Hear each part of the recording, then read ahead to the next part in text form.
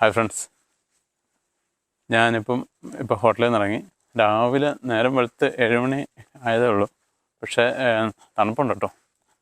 ഇപ്പം കാലാവസ്ഥ വെയിലിൽ നിന്ന് ചൂടിൽ നിന്ന് തണുപ്പിലേക്ക് മാറി. പക്ഷേ എന്നാലും ഹാഫ് ടീഷർട്ടൊക്കെയാണ് ഇട്ടിരിക്കുന്നത്. അപ്പോൾ എന്നാലും തണുപ്പുണ്ട്. നമ്മളിപ്പോൾ പാതുവയിലെ സെൻറ്റ് ആൻ്റണീസ് ബസിലിക്കയിലേക്കാണ് നമ്മൾ ഇന്നത്തെ യാത്ര. അവിടുന്ന് നമുക്ക് വെനീസിലേക്ക് പോകാം. ഇതാണ് ഇന്നത്തെ പ്ലാൻ ചെയ്ത് വെച്ചിരിക്കുന്നത്. വെനീസ് വന്നിട്ട് അവിടുത്തെ വെനീസ് കണ്ട് മുറാനോ, സാൻ മാർക്കോ ഐലൻഡ് അങ്ങനെ കൊണ്ടുപോകാം. അങ്ങനെ കുറേ കാര്യങ്ങളുണ്ട് വെനീസിൽ. പിന്നെ ഒരു ഗ്ലാസിൻ്റെ ഫാക്ടറി കാണണമെന്നുണ്ട്. അങ്ങനെ കുറേ കാര്യങ്ങളുണ്ട്. അപ്പം അത് പിന്നീട് കാണാം. ആദ്യം നമുക്ക് സെൻറ്റ് ആൻ്റണീസ് ബസിലിക്ക പോകാം. ഇവിടെയാണ്, ഇറ്റലിയിലാണ് അദ്ദേഹത്തിൻ്റെ തോമ്പൊക്കെ ഉള്ള കല്ലറയൊക്കെ ഉള്ള അദ്ദേഹത്തിന് അടക്കിയിരിക്കുന്ന വീടാണ് സെൻറ്റ് ആൻ്റണീസ് ബസിലിക്കയാണ്. അത് നല്ല പള്ളി, കാണാനും നല്ല ഭംഗിയുള്ള പള്ളിയാണ്. ഇന്നലെ നമ്മൾ പോയിരുന്നു. പക്ഷേ അവിടെ 7:30 ആയപ്പോഴത്തേക്ക് അടച്ചു വൈകുന്നേരം. അപ്പോൾ ഇന്ന് രാവിലെ നമുക്ക് അവിടെ പോയിട്ട് ഒരു കുർബാനയൊക്കെ കണ്ടിട്ട്, എനിക്കൊരു നേർച്ചയുണ്ട്. കാരണം അതൊരു സ്റ്റോറിയാണ്. അത് നമ്മളെ ഓൾ ഇന്ത്യ ട്രിപ്പിൽ ഈ സെൻറ്റ് ആൻ്റണീസ് എന്ന് പറഞ്ഞു കഴിഞ്ഞാൽ ഈ എന്തെങ്കിലും നമ്മുടെ സാധനങ്ങൾ ഇങ്ങനെ പോവുകയോ കളവ് പോവുകയോ മറന്നു പോവുകയൊക്കെ ചെയ്യുന്ന സാധനങ്ങൾ നേർച്ച നടന്നാൽ ലഭിക്കുന്നതാണ് സെൻറ്റ് ആൻ്റണീസിനെ കുറിച്ചുള്ള കാര്യങ്ങൾ. അപ്പോൾ ഞാനും നജിബും കൂടി നമ്മുടെ പ്രധാനപ്പെട്ട വീഡിയോകൾ മൊത്തമായിട്ടിരിക്കുന്നൊരു ഹാർഡ് ഡിസ്ക്കാണ്. അത് ബംഗാളിൽ വെച്ചിട്ട് നമ്മുടെ ഒരു ഹോട്ടലിൽ മറന്നു വെച്ചു. എന്നിട്ട് ഹാർഡ് ഡിസ്ക് എന്നിട്ട് ഇവരോട് ഹോട്ടൽ റിസപ്ഷനിലേക്ക് വിളിച്ചു വെച്ചിട്ട് ഒരു രക്ഷയില്ല, ഇവർ ഒന്നും കണ്ടിട്ടുമില്ല കേട്ടിട്ടുമില്ല എന്ന് പറയണം. ഞങ്ങൾക്ക് വന്ന കാരണം നമ്മൾ കേരളത്തിൽ നിന്ന്, നമ്മുടെ വയനാട്ടിൽ നിന്ന് അത്രയും ബംഗാൾ വരെ എടുത്ത വീഡിയോകളിരിക്കുകയാണ്. ഒരൊറ്റ എണ്ണം നമ്മൾ എഡിറ്റ് ചെയ്തിട്ടില്ല. കറക്റ്റ് സാധനങ്ങൾ അതിനകത്ത് തന്നെയുണ്ട്. ഞാൻ നജിബപ്പെട്ട വിളിക്കാത്ത ദൈവങ്ങളൊന്നുമില്ല. ലാസ്റ്റ് ഞങ്ങൾ ആ ഹോട്ടലിൽ നിന്ന്, അതാണെന്ന് വെച്ചാൽ ഞങ്ങൾ ഹോട്ടലിൽ നിന്ന് വെക്കിയിട്ട് 100 കിലോമീറ്റർ അപ്പുറത്തോട്ട് പോയായിരുന്നു. അപ്പോഴാണ് ഈ ഹാർഡ് ഡിസ്കില്ലാന്ന് മനസ്സിലായത്.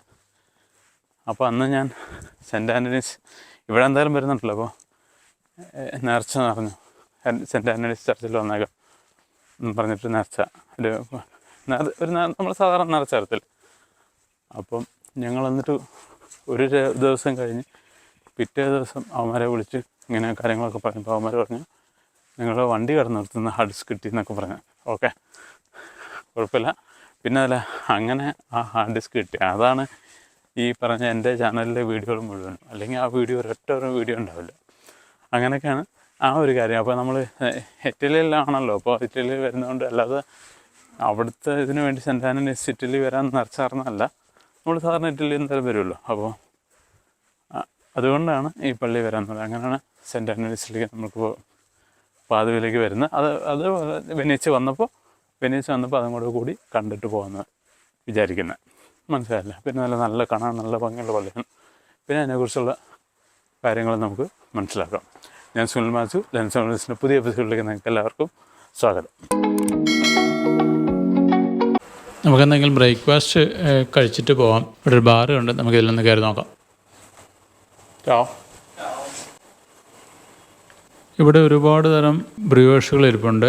രാവിലെ ബ്രേക്ക്ഫാസ്റ്റിന് ഇറ്റാലിയൻസ് കഴിക്കുന്ന ഒരു ചെറിയൊരു സ്നാക്സ് പോലെ. അതിൻ്റെ ഉള്ളിൽ ക്രീമും അങ്ങനെയുള്ള ചോക്ലേറ്റും അങ്ങനെയുള്ള പല ബ്രിയോഷുകളുണ്ട്. ക്രൊസാൻ്റ് എന്നാണ് ഇതിൻ്റെ ഇംഗ്ലീഷ് പേര്. അപ്പോൾ ഞാൻ ഒരു കപ്പുച്ചിനോയും ഒരു ബ്രിയോഷും ഓർഡർ ചെയ്തു.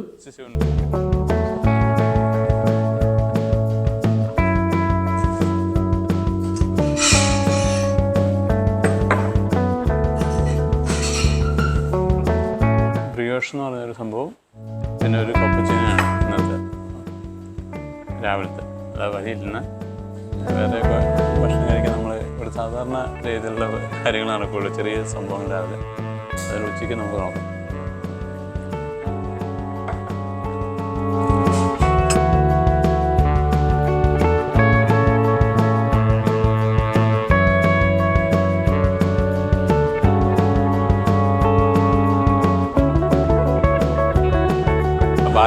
ബാറിൽ നിന്ന് ഇറങ്ങി നമുക്ക് റാമിൻ്റെ സ്റ്റോപ്പിലേക്ക് പോകാം. രാവിലെ ആയതുകൊണ്ട് നല്ല ഭംഗിയുള്ള ലൈറ്റാണ്. സൂര്യനൊക്കെ ഉദിച്ചു വരുന്നേ ഉള്ളൂ. ആദ്യം രാവിലെ ഞാൻ വിചാരിച്ചു മഴയാണെന്ന്. മഴയൊന്നുമല്ല, നല്ല ഭംഗിയുള്ള കാലാവസ്ഥയാണ്. പാതുവയിൽ വന്നിട്ട് ഡ്രാം എടുക്കുകയാണ് നല്ലത്. ഈ പാതുവ സെൻറ്റ് ആൻ്റണീസ് ബസിലിക്ക് പോകാൻ വേണ്ടി ഡ്രാം എടുക്കാൻ നല്ലത്. ഡ്രാമിൻ്റെ സ്റ്റോപ്പ് ഇതാണ്.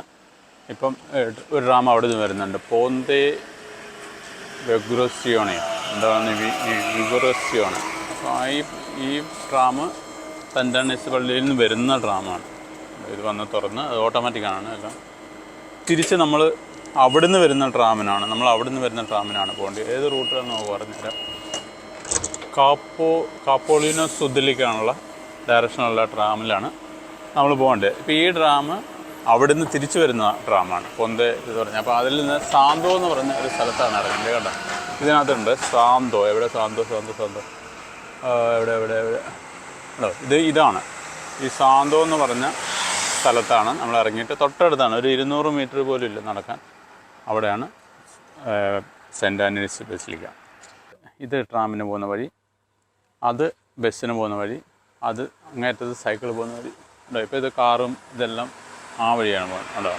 ട്രാമിൻ്റെ വഴിയുടെ ഇപ്പുറത്ത് ഇത് ട്രാമിൻ്റെ വഴി, അതിൻ്റെ പുറത്ത് കാറിൻ്റെ വഴി. ആൾക്കാർക്ക് സൈക്കിളിലൊക്കെ പോകുന്നുണ്ട്. 10 മിനിറ്റ് വ്യത്യാസത്തിൽ ട്രാം ഓടുന്നുണ്ട് കേട്ടോ. ഞായറാഴ്ച ആണെങ്കിൽ പോടെ. ഇപ്പം പെട്ടെന്ന് വന്നിട്ടുണ്ട്. 8 മണിക്ക് കുർബാന, 7:56 ട്രാമുണ്ട്. ചിലപ്പം അതിൽ കൂടാൻ പറ്റുമെന്ന് തോന്നുന്നു. ട്രാം വരുന്നുണ്ടെന്ന് പറയുന്നു. അത് മുകളിൽ അത് അവിടെ നിന്ന് വരുന്നുണ്ട്. ബാക്കി നിന്നുണ്ട്, ബാക്കി ദൂരെ നിന്ന് വരുന്നുണ്ട്. ടിക്കറ്റ് ഇല്ല കയ്യിൽ, എന്താവുമോ എന്നറിയത്തില്ല. ഞാൻ ഞായറാഴ്ച ആയതുകൊണ്ട് ടിക്കറ്റിൻ്റെ കട തുറന്നിട്ടില്ല. സ്റ്റേഷനറി കട ഉണ്ടായിരുന്നു ഈ വരുന്ന വഴിയിൽ, അത് തുറന്നിട്ടില്ല. എന്താവോ നോക്കാം. ഇതിൻ്റെ ഉള്ളിൽ നിന്ന് ഡയറക്റ്റ് ടിക്കറ്റ് എടുക്കാൻ പറ്റുന്ന ചില ട്രാമിലൊക്കെ അങ്ങനെ സാധിക്കും. അതുണ്ടോയെന്ന് അറിയില്ല, നോക്കാം. ട്രാം ഇപ്പോൾ സിഗ്നലിൽ കിടക്കുന്ന കാഴ്ചയാണ് നമ്മൾ ഇപ്പോൾ കണ്ടുകൊണ്ടിരിക്കുന്നത്. ഇവിടുത്തെ സാധാരണ വാഹനങ്ങളെ പോലെ തന്നെ ട്രാമും സിഗ്നലിലുണ്ട്. പക്ഷേ ട്രാമിന് ഒരല്പം പ്രിഫറൻസ് ഉണ്ടെന്ന് മാത്രമേ ഉള്ളൂ.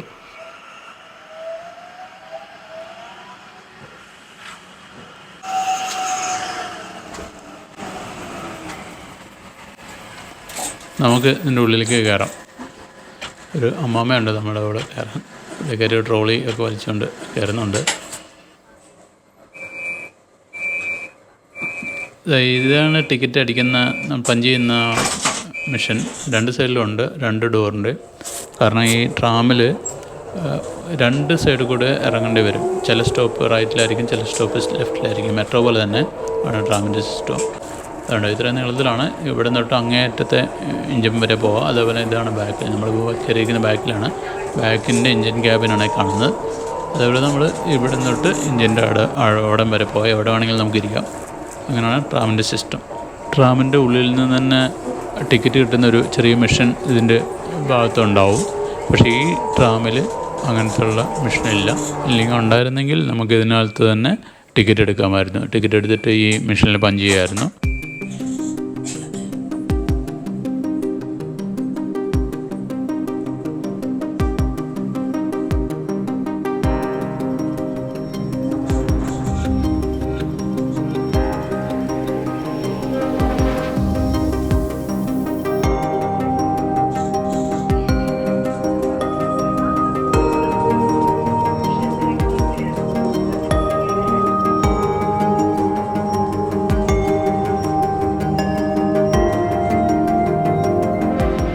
നമുക്ക് ഇറങ്ങേണ്ട സ്ഥലമേ, നമ്മൾ അടുത്ത സ്റ്റോപ്പിലാണ് ഇറങ്ങേണ്ടത്. ഒരു കാര്യമുണ്ട്, നമ്മളിന്ന് ടിക്കറ്റ് എടുത്തിട്ടില്ല. ദൈവമേ, ടിക്കറ്റ് ആരും വന്നില്ല. കാരണം ഞായറാഴ്ച ആയതുകൊണ്ട് ഇവിടെ തബാക്കി എന്ന് പറഞ്ഞ ചില നമ്മുടെ ഷോപ്പുകളില്ലേ, ബുക്ക് സ്റ്റാൾ പോലെ, അങ്ങനെയുള്ള ഷോപ്പിൽ അത് കിട്ടും, ടിക്കറ്റ് കിട്ടുള്ളൂ. പിന്നെ ഈ സ്ഥാനത്തിൽ ഈ ട്രാമിൽ ടിക്കറ്റ് കിട്ടുന്നത് ഇവിടെ ഈ ട്രാമിലില്ല. ഒരു QR കോഡ് സ്കാൻ ചെയ്ത് ടിക്കറ്റ് കിട്ടുന്നത് ഈ ഇതിലില്ല. അല്ലാതെ മറ്റേ ട്രാമുകളിലൊക്കെ ഉണ്ട്. അപ്പം ഏതായാലും നമ്മൾ ഇന്ന് ഭാഗ്യത്തിന് രക്ഷപ്പെട്ടു, അല്ലെങ്കിൽ 50 euro ഫൈൻ തരും. ഇങ്ങനൊന്നും ഒരിക്കലും ടിക്കറ്റ് എടുക്കാതെ യാത്ര ചെയ്തിട്ടുള്ളൂ. ഞാനിന്ന് രാവിലെ അവിടെ നമ്മൾ ഹോട്ടലിൻ്റെ അവിടെ പരിസരത്ത് ഈ കട ഉണ്ടാവുമെന്ന് ചോദിച്ചാൽ ഇല്ലായിരുന്നു. അതാണ് പറ്റിയത്. നമുക്ക് ഇപ്പുറത്താണ് അതാ നമുക്ക് ഇറങ്ങേണ്ട സ്ഥലം വന്നു. നമ്മളിറങ്ങാണ്, പെട്ടെന്ന് പോകണം.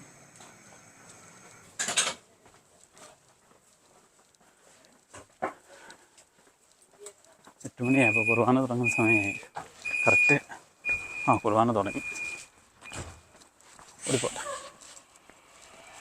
നമ്മൾ ഇറങ്ങിയ ട്രാമാണ് പോകുന്നത്. ഇനി ആ ഡ്രാം പോകുന്ന സ്ഥലത്ത് വന്ന് ഇങ്ങോട്ട് ഈ സൈഡിൽ പോകുന്ന റൈറ്റിലോട്ട് ലെഫ്റ്റിലോട്ട് തിരിഞ്ഞ് കഴിഞ്ഞാൽ നമുക്ക് പള്ളി കാണാം. പെട്ടെന്ന് പോട്ടെ പള്ളി.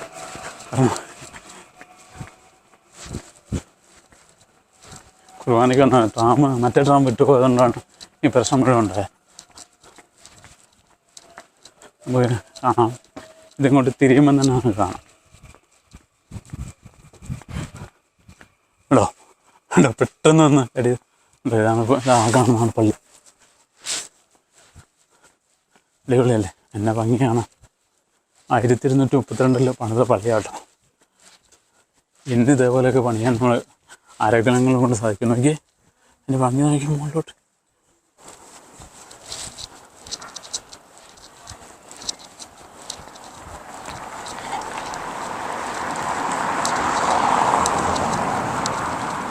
പള്ളിയുടെ ഉള്ളിലോട്ട് ക്യാമറ അലോഡല്ല, നമുക്ക് ഒന്നും ചെയ്യാൻ പറ്റത്തില്ല. നമ്മൾ പുറത്തുനിന്ന് എടുക്കാൻ പറ്റുള്ളൂ. നോക്കട്ടെ എന്താ രീതിയിൽ നോക്കട്ടെ. കംപ്ലീറ്റ് ഒരു സംഗതി ഇവിടെ അലോഡല്ല. അപ്പോൾ എന്ത് ചെയ്യാം, അവിടെ ഫ്രണ്ടിൽ തന്നെ സെക്യൂരിറ്റി സംഭവങ്ങളൊക്കെ ഉണ്ട്. അപ്പോൾ നമുക്ക് ഇവിടുന്ന് ഓഫ് ചെയ്തിട്ട് ബാഗിൽ കയറ്റി വെച്ചിട്ട് പോകാം. ഒരു തിരിച്ചറിഞ്ഞ് വെച്ചിട്ട് പള്ളിയിലെ മറ്റുള്ള ഭാഗങ്ങൾ അവിടുത്തെ ഭാഗങ്ങൾ കാണിച്ചു തരാം. ഓടട്ടെ. ശരി, എന്നാൽ പള്ളിയിൽ നിന്ന് ഇറങ്ങി കാണാം. നമ്മൾ കുർബാന കഴിഞ്ഞ് പുറത്തേക്ക് ഇറങ്ങി കഴിഞ്ഞപ്പോഴാണ് ഇത് ഷൂട്ട് ചെയ്യാൻ പറ്റിയത്. ഇത് നോക്കി 1232 ഇത് പണി കഴിപ്പിച്ചിരിക്കുന്നത്. ഇതിൻ്റെ ഭംഗി നോക്കി, ഇതിൻ്റെ എങ്ങനെ പറഞ്ഞ് മനസ്സിലാക്കുക. കാരണം ആ കാലഘട്ടത്തിൽ സിമെൻറ്റില്ല, കമ്പിയില്ല, മണലിൽ ഒരു സംഭവം ഇല്ലാത്ത സമയത്ത് ചെറിയ ഇഷ്ടിക പോലത്തെ ഒരു സംഭവമായിട്ട് നമുക്ക് കാണുന്നത് ഉണ്ടോ. ചെറിയ ഇഷ്ടിക, കുഞ്ഞ് ഇഷ്ടിക വെച്ചിട്ടാണ് പണിതിരിക്കുന്നതായിട്ടാണ് നമുക്ക് പുറത്ത് ഈ ടൈൽസ് പോലൊരു സംഭവമാണ് കാണുന്നത്. കണ്ടോ, ഇതാണ് കാണുന്നത്. ഇത് വെച്ചിട്ടാണ് ഇത് മുഴുവൻ പണിതിരിക്കുന്നത്. 1232 മുതൽ 1300 സംതിങ്ങിലാണ് ഇത് പണി തീരുന്നത്. അപ്പോൾ ആ ഒരു കാലഘട്ടത്തിലൊന്ന് ചിന്തിച്ച് നോക്കിയേ, അത്രയും കാലം ആ അന്ന് ഡിസൈൻ ചെയ്തതാണ്. അതേപോലെ തന്നെ അന്നത്തെ സാധനങ്ങൾ വെച്ചിട്ടാണ് പണിതിരിക്കുന്നത്. അന്ന് സിമെൻറ്റ് കമ്പിയൊന്നും ഇല്ലെന്നാണ് എൻ്റെ ഒരു ധാരണ. അന്ന് പണിതാണ് ഈ ബിൽഡിങ്. ഇനി നമുക്കിതിൻ്റെ ഉള്ളിലത്തെ കാഴ്ചകൾ കാണാനുണ്ട്. നമുക്ക് ഭാഗ്യമുണ്ടോ എന്നറിയത്തില്ല. എന്തെങ്കിലും ഒരു കാരണവശാൽ ഉള്ളിലത്തെ കാഴ്ച കാണിക്കാൻ പറ്റുകയാണെങ്കിൽ നമുക്കിത് എടുക്കാം. അതേപോലെ തന്നെ ഈ പള്ളിയുടെ മുമ്പിൽ ചെറിയ ചെറിയ കടകളുണ്ട്. ഇപ്പോഴും അവിടെ ഫിക്സുള്ള കടകളല്ല, അങ്ങോട്ടും ഇങ്ങോട്ടും മാറ്റി സ്ഥാപിക്കാൻ പറ്റുന്ന കടകളാണ്. അതേപോലെ അവിടെ മെഴുകുതിരിയും കൊന്തയും അങ്ങനെയുള്ള മാലകൾ, അങ്ങനെയുള്ള സുവനീറുകളൊക്കെ കിട്ടുന്ന ചെറിയ കുഞ്ഞു കുഞ്ഞു കടകളാണ് അതുള്ളത്. ഈ കാണുന്ന കടകളാണ് നമ്മുടെ നാട്ടിൽ പള്ളിപ്പെരുന്നാളിനൊക്കെ വരുന്ന പോലുള്ള ചെറിയ കടകളാണ് ഇവിടെ ഉള്ളത്. പക്ഷേ ഇവിടെ അതൊരു യൂറോപ്യൻ നിലവാരത്തിലാണ് നിർമ്മിച്ച് വെച്ചിരിക്കുന്നതെന്ന് മാത്രം. നമുക്ക് പള്ളിയുടെ ഉള്ളിലേക്ക് കയറാം. ഇപ്പോൾ ഇവിടെ കുർബാന നടന്നുകൊണ്ടിരിക്കുകയാണ്. ഞായറാഴ്ചകളിൽ ഇവിടെ കണ്ടിന്യൂ കുർബാന ഉണ്ട്. എപ്പോഴും കുർബാനയുണ്ട്. ഒരു കുർബാന കഴിഞ്ഞാൽ കണ്ടിന്യൂ ആയിട്ട് അടുത്ത കുർബാനകൾ വന്നുകൊണ്ടിരിക്കും ഞായറാഴ്ചകളിൽ. ഈ പള്ളിയിൽ കയറി ഇടത് ഭാഗത്തൂടെയാണ് വിശുദ്ധ അന്തോണീസിൻ്റെ കല്ലറയും തിരുശേഷിപ്പിരിക്കുന്ന ഭാഗത്തേക്കും പോകേണ്ടത്. നമുക്ക് അങ്ങോട്ട് പോകാം. ഈ കാണുന്നതാണ് വിശുദ്ധ അന്തോണീസിൻ്റെ കല്ലറ. ഇവിടെ വളരെ നിശബ്ദമാട്ടോ. നിങ്ങൾക്ക് മനസ്സിലാവാൻ വേണ്ടിയാണ് ഞാനിങ്ങനെ വിവരിക്കുന്നത്. പള്ളിയിൽ ഇപ്പോൾ നടന്നുകൊണ്ടിരിക്കുന്ന പ്രാർത്ഥനയുടെ സംഗീതമാണ് ഇവിടെ കേൾക്കുന്ന ബാക്ക്ഗ്രൗണ്ടിൽ. ലോകത്തിൻ്റെ നാനാഭാഗങ്ങളിൽ നിന്നുള്ള ജനങ്ങൾ ഓരോരോ അത്ഭുതങ്ങൾ ലഭിച്ചതിൻ്റെ സാക്ഷ്യപ്പെടുത്തലിന് വേണ്ടിയാണെന്ന് തോന്നുന്നു. അവരുടെ ഫോട്ടോകൾ ഇവിടെ കാണാം. ഇനിയും നമ്മൾ കാണാൻ പോകുന്ന അത്യപൂർവമായ കാഴ്ചയാണ്. വിശുദ്ധ അന്തോണീസിൻ്റെ തിരുശേഷിപ്പിലിരിക്കുന്ന സ്ഥലത്തേക്കാണ് നമ്മൾ ഇനിയും പോകുന്നത്. ഈ അതിമനോഹരമായ കപ്പേളയിലാണ് വിശുദ്ധ അന്തോണീസിൻ്റെ തിരുശേഷിപ്പിലിരിക്കുന്നത്. എന്ത് മനോഹരമാണെന്ന് പറഞ്ഞാൽ പറഞ്ഞറിയിക്കാൻ വാക്കുകളില്ല. അത്രയ്ക്കും മനോഹരമായൊരു കപ്പേളയാണിത്. ഇത് ഈ ബസിലിക്കയുടെ അൾത്താരയുടെ പുറകുവശത്തായിട്ടാണ് സ്ഥിതി ചെയ്യുന്നത്. വിശുദ്ധ അന്തോണീസ് അന്ന് ഉപയോഗിച്ചിരുന്ന വസ്തുക്കളും മറ്റും ഇവിടെ കാണാം. അതേപോലെ തന്നെ അദ്ദേഹം ധരിച്ചിരുന്ന വസ്ത്രങ്ങൾ, അദ്ദേഹം എഴുതിയിരുന്ന ലെറ്ററുകൾ, അദ്ദേഹം ഉപയോഗിച്ചിരുന്ന നാണയങ്ങൾ മറ്റും ഇവിടെ പ്രദർശിപ്പിച്ചിട്ടുണ്ട്.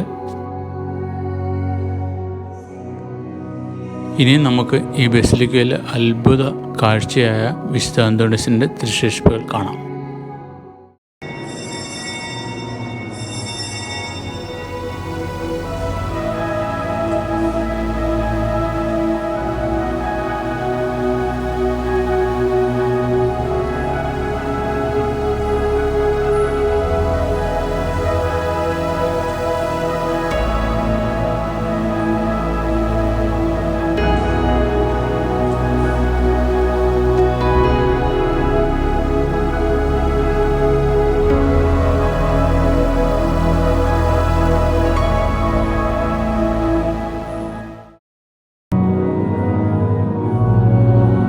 തിരുശേഷിപ്പിരിക്കുന്ന കപ്പേളയിൽ നിന്ന് നമ്മൾ പുറത്തേക്ക് ഇറങ്ങി. അപ്പോഴും കുർബാന അവിടെ നടന്നുകൊണ്ടിരിക്കുകയാണ്. കുർബാനയുടെ അവസാന ഭാഗമാണെന്ന് തോന്നുന്നു. പാട്ടുകൾ അവിടുന്ന് മ്യൂസിക് നമുക്കിങ്ങനെ കേൾക്കാം. ഈ മുകളിലേക്ക് നോക്കി ഇതിൻ്റെ റൂഫ് മേൽക്കൂര ഉണ്ടോ, എന്ത് ഭംഗിയായിട്ടോ പണിത് വെച്ചിരിക്കുന്നത്. എന്താണ് ഇതിനകത്ത് കല നോക്കി. നമുക്ക് എങ്ങനെ അത് പറഞ്ഞ് വിവരിക്കാൻ പറ്റും ആ കാലഘട്ടത്തിൽ ചെയ്തു വെച്ചിരിക്കുന്ന കാര്യങ്ങൾ. സത്യം പറഞ്ഞാൽ എല്ലാം പഴയ കാലഘട്ടത്തിലെ കാര്യങ്ങൾ മാത്രമാണല്ലോ ലോകത്തുള്ളൂ കേട്ടോ. ഈ പുതിയ ലോകത്ത് സംഭവിക്കുന്ന പറഞ്ഞാൽ ടെക്നോളജി വളർന്നു, കുറച്ച് സയൻസ് വളർന്നു. ഇതേപോലുള്ള കലകൾ പുറകിലോട്ട് പോയി എന്നാണ് എനിക്ക് തോന്നുന്നത് ഓരോ രാജ്യങ്ങൾ സന്ദർശിക്കുമ്പോൾ. നിങ്ങളിപ്പോൾ കണ്ട കാഴ്ചകൾ യൂട്യൂബിലൊക്കെ അപൂർവമായിട്ട് ഉണ്ടാവുകയുള്ളൂ. എനിക്കറിയില്ല ഉണ്ടോ ഇല്ലയോ എന്നുള്ളത്. ഇത് കോപ്പിറൈറ്റ് വരുമോ അതോ ഇത് ഈ വിഷ്വൽസ് നീക്കാൻ പറയുമോ എന്നൊന്നും എനിക്കറിയില്ല. എന്നാലും ഞാൻ മൊബൈലിലാണ് ഇത് ചിത്രീകരിച്ചത്. സെൻറ്റ് ആൻ്റണീസ് ബസിലിക്കയെ സംബന്ധിച്ച് വിശ്വാസികൾക്ക് ഏറ്റവും പ്രധാനമായ കാഴ്ചയാണ് നമ്മളിപ്പോൾ കണ്ടത്. ഇനി നമുക്ക് പുറത്തേക്ക് ഇറങ്ങാം. കാരണം നമുക്ക് ഇനിയും ഈ പള്ളിയിൽ പ്രത്യേകിച്ച് വേറെ കാഴ്ചകളൊന്നുമില്ല.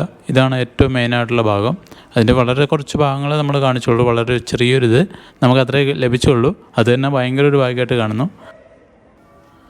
പള്ളിയുടെ ഇടതുവശത്തൂടെ കയറി യു ആകൃതിയിൽ നടന്ന് പള്ളിയുടെ വലതുവശത്തേക്ക് ഇറങ്ങുമ്പോൾ ഇതൊരു നടുമുറ്റം പോലെ തന്നെ ഇവിടെ ഒരുപാട് പൂക്കളുണ്ട്. പ്രത്യേക തരത്തിൽ നന്നായിട്ട് പൂക്കൾ ആയിട്ട് നിൽക്കുന്നുണ്ട്.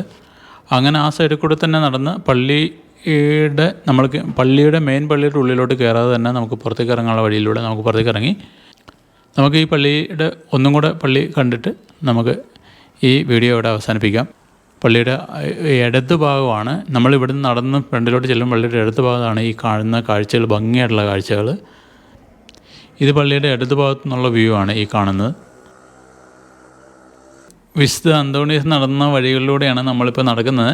അദ്ദേഹം പണി തുടങ്ങി വെച്ച പള്ളിയാണിത്. അദ്ദേഹം താമസിച്ചിരുന്നത് നമുക്കൊരു വ്യത്യസ്തതയും കൂടെ ഉണ്ട്. കാരണം എന്താണെന്ന് അറിയാം, നമ്മളിന്ന് രാവിലെ വന്നപ്പോൾ ബാക്ക്ഗ്രൗണ്ടിൽ ഇങ്ങനെ ഞാൻ സംസാരിച്ചുകൊണ്ട് നടന്നു വരുന്ന വഴിയിൽ ബാക്ക്ഗ്രൗണ്ടിലൊരു പള്ളി കാണുന്നുണ്ട്. അവിടെയാണ് സെൻറ്റ് ആൻ്റണീസ് താമസിച്ചിരുന്നത്. എന്നിട്ട് അദ്ദേഹം ഇവിടെ ആണ് പള്ളി പണി തുടങ്ങുന്നത്. ഈ പള്ളി പണി തുടങ്ങി ഏകദേശം കുറച്ച് നാളുകൾക്കുള്ളിൽ അദ്ദേഹം മരണമടഞ്ഞു. അപ്പോൾ നമ്മളിന്ന് വന്നത് സെൻറ്റ് ആൻ്റണീസ് താമസിച്ചുകൊണ്ടിരുന്ന നടന്നു വന്ന വഴികളിൽ കൂടിയാണ് നമ്മൾ കാലത്ത് നടന്നു വന്നത്. ആ പള്ളിയിലാണ് താമസിച്ചുകൊണ്ടിരുന്നത്. ആ ബാക്ക്ഗ്രൗണ്ടിൽ കാണിച്ച പള്ളി, അതിൻ്റെ ചെറിയ ഭാഗങ്ങൾ നമുക്കിവിടെ കാണാം. ഞാൻ ആ പറഞ്ഞ പള്ളി ഇതാണ്. നമ്മൾ ഇതിൻ്റെ മുമ്പിൽ കൂടെയാണ് കാലത്ത് അങ്ങോട്ട് പോയത്. അപ്പോൾ അറിയില്ലായിരുന്നു ഇങ്ങനെ സെൻറ്റ് ആൻ്റണീസ് ഈ പള്ളിയുടെ ബാക്കിലാണ് ഒരു സ്ഥലത്താണ് താമസിച്ചിരുന്നതെന്നൊന്നും അറിയില്ലായിരുന്നു. ഇവിടെയാണ് സെൻറ്റ് ആൻ്റണീസ് താമസിച്ചിരുന്നത്. കത്തോലിക്ക സഭയുടെ ചരിത്രത്തിൽ വിശുദ്ധന്മാരിൽ വളരെ പെട്ടെന്ന് വിശുദ്ധനായ ഒരു വിശുദ്ധനാണ് സെൻറ്റ് ആൻ്റണീസ്. സെൻറ്റ് ആൻ്റണീസ് മരിച്ചതിന് ശേഷം ഒരുപാട് അത്ഭുതങ്ങൾ കാണുകയും അതിനുശേഷം മാർപ്പാപ്പ വളരെ പെട്ടെന്ന് തന്നെ വിശുദ്ധനായി പ്രഖ്യാപിച്ച ഒരു വിശുദ്ധനാണ് സെൻറ്റ് ആൻ്റണീസ്. അദ്ദേഹത്തിൻ്റെ അവസാന നിമിഷം ഒരു ചിത്രകാരൻ വരച്ചതാണ് നമ്മൾ ഈ കാണുന്നത്.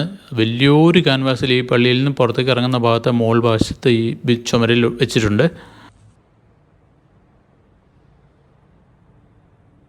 ഇതൊരു ചെറിയ വീഡിയോ ആണ്. സെയിൻറ്റ് ആൻ്റണീസ് ബസിലിക്കയിലെ വിശേഷങ്ങളാണ് നിങ്ങൾ ഇത്രയും നേരം കണ്ടുകൊണ്ടിരുന്നത്. അപ്പോൾ നമ്മൾ ഇനി വെനീസിലേക്ക് പോവുകയാണ്. അപ്പോൾ ഈ വീഡിയോ ഇവിടെ വെച്ച് അവസാനിപ്പിക്കുകയാണ്. നിങ്ങൾക്ക് എല്ലാവർക്കും ഇഷ്ടപ്പെട്ടെന്ന് കരുതുന്നു. ഇഷ്ടപ്പെട്ട ലൈക്ക് ചെയ്യുക, ഷെയർ ചെയ്യുക, കമൻറ്റ് ചെയ്യുക. പുതിയൊരു വീഡിയോ വരുന്നതിന് വരെ നന്ദി, നമസ്കാരം, ബൈ ബൈ.